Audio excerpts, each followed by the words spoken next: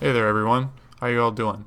Today we're going to be taking a look at the G2A4 rifle and pilot versus pilot combat, how best to use it and how to be most effective with it and get all your generation challenges. Let's get started. The G2A4 deals a maximum damage of 99 and a minimum damage of 66, with a drop-off starting at 24.77 meters and a drop-off ending at 41.91 meters. This means that at almost the entire range of the G2A4, you're going to be dealing a 3-shot kill, whether you're at 1 meter or you're at 40 meters. However, when you get out closer to 41 meters, at the very, very edge of the damage drop-off, you're going to start dropping from 3 to 4 shots to kill. However, engagements at that range are very sparse, and it's not something that you should concern yourself with. In addition, there's a headshot multiplier, so as long as you're getting at least one of those, your shots to kill is always going to be 2 to 3. Now that the stats are out of the way, let's get into my personal opinions a little bit more. This is not a weapon that I was looking forward to using whatsoever. However, after picking it up and learning it a little bit more, I can appreciate why other people like it. It's not really the weapon for me, but I can definitely understand why other people like it, and you're going to see it right here. Plink, that little headshot right there, 1 bullet, 1 shot, 1 kill. Doing headshots with this weapon, you're going to get a 240% damage modifier to your base damage. So at almost all ranges, it's like a guaranteed 1-shot headshot kill. It's only when you get out to the more extreme ranges, like 35, 38 meters, is when you're going to start maybe having trouble getting those 1-shot headshots. You may end up just being just shy of doing the 200 damage you need to get a 1-shot kill. Now, in my opinion, this weapon is pretty much completely inferior to the carbine in almost every single way. There are very few situations where I personally believe that the G2A4 is better than a carbine, or even the DMR for that matter. But we're not watching this video to hear my personal opinions about it. We're looking to see how can we be most effective with this weapon. How can we get our generation challenges with it? So that's what we're going to really focus on here. So the DMR is a very niche weapon. It's something that you have to have a lot of skill in order to be able to use, or a lot of luck. Now with this weapon, you absolutely have to be going for headshots. If you're in a one-on-one gunfight versus somebody with a carbine or a car SMG or a shotgun, and you're not going for headshots, they're going to simply out-DPS you and kill you unless you have, excellent aim and you can consistently put 3 bullets on target, 1, 2, 3 right in a row without missing. And that's not something that's easy to do. It may sound like it's not that hard, but with how mobile people are in this game, it's very difficult to do sometimes if you have an enemy who is aware of you and actively trying to dodge your bullets and throw your aim. And this isn't even to mention the fact that every time that you get shot, your aim goes crazy. It flies off in some random direction that you can't really control. And if you don't get the first shot off, it's really hard to keep a beat on somebody because your aim is flying all over the place and you're just gonna die, basically. So you really need precision with this weapon. You need to try and get the drop on your enemies, try and outmaneuver them, and you need to just keep trying to go for those headshots. You need the headshots to make this gun viable because it's a one-hit kill there. So that's what you really need to be going for.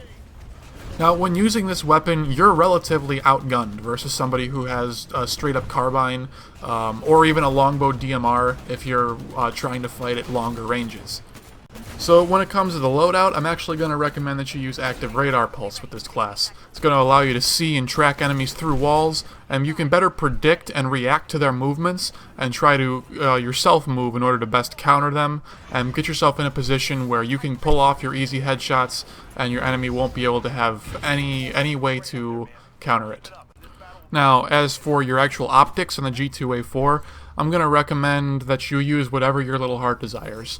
I personally like the HCOG scope, but I do kind of sometimes toy with the HCOG just because it's easier to use at shorter ranges. But as soon as enemies get past 15 meters, it's really hard to see them and be precise with headshots. You're kind of just more aiming in the general direction of their head and hoping that you're going to hit it, as opposed to actually zooming in farther and having solid aim to let you get those kills. So I personally like the HCOG, but HCOG is certainly viable as well, and so is the hollow sight. It's it sits right in the middle, so it lets you kind of fill both roles acceptably, but not excellently. So as for your actual attachments for the G2A4, first I'm going to tell you what not to use. Don't go with the silencer whatsoever. I don't recommend the silencer on this weapon for anybody, for any purpose whatsoever.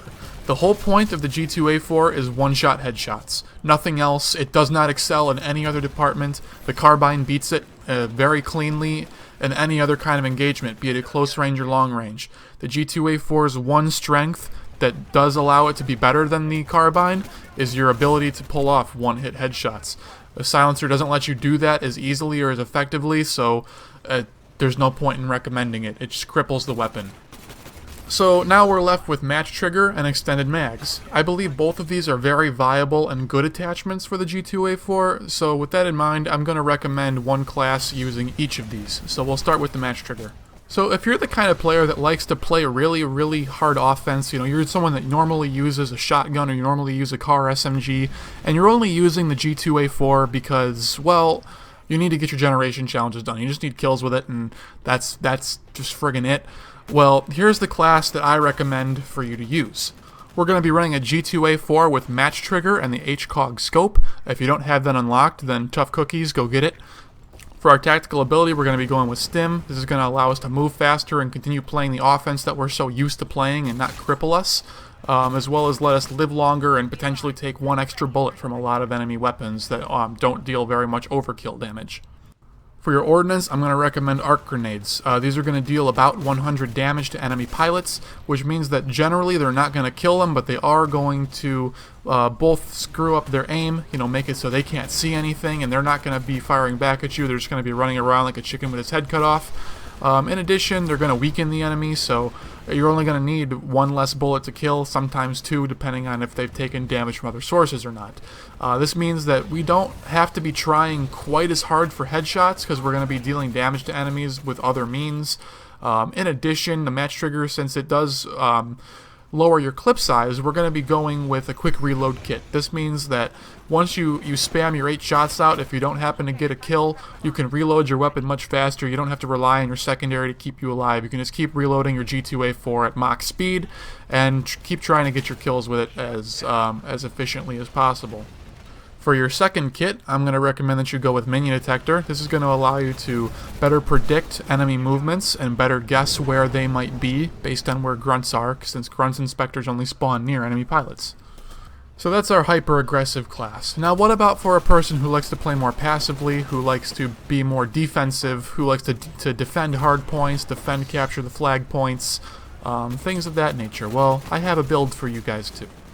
So for the G2A4's attachment, we're going to be going with extended mags. This is going to allow you to engage more enemies for a longer period of time, as well as if you don't have the greatest of aim, like I'm sure you have seen that I do not.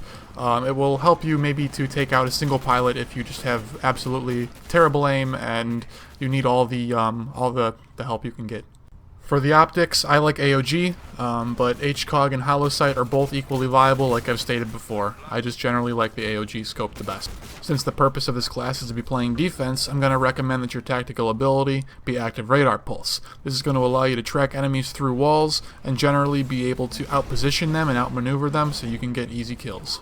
Now for your ordnance, I'm going to recommend that you use arc grenades again with this class.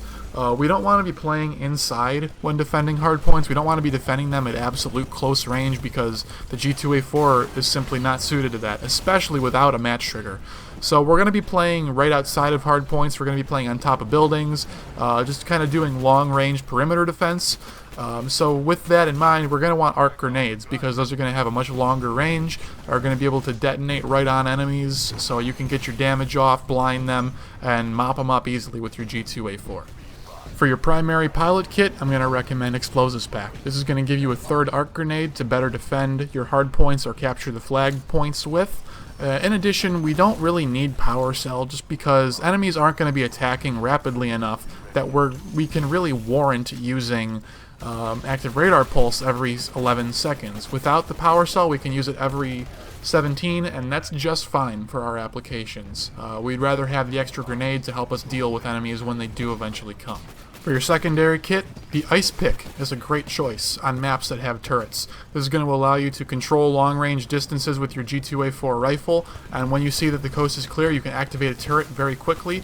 If you have specters coming on your position, you can hack them very quickly, and you generally have some extra bodies to keep some of the heat off of you and force enemies to advance much more slowly, or with the specters, they can simply be meat shields for you and help you stay alive longer. If hacking turrets and specters isn't really your style, then Guardianship is a great choice as well. This is going to make your Titan much more accurate, and if you give an Ogre a 40mm cannon or an arc cannon, they're going to be doing a lot of work and killing a lot of pilots and minions for you on the side. So in summary for the second class, the main way you want to be playing it is sitting on top of buildings, or maybe not necessarily always on top of buildings, but you're going to be using your active radar pulse to keep beads on enemies that are advancing towards your hard point or your capture the flag point. And generally, you're going to be just trying to outmaneuver them and stay out of their line of sight while you're keeping them in yours, and just generally being able to outmaneuver and outposition them until you're able to finally kill them. Anyways, that's about all that I've got for you guys today. Hopefully you find this weapon a lot more usable than I do. Thank you for watching. Hope you guys learned something new. Please like, favorite, comment, subscribe, share if you are so inclined. If not, that's okay too. And we'll see you next time. Thanks for watching.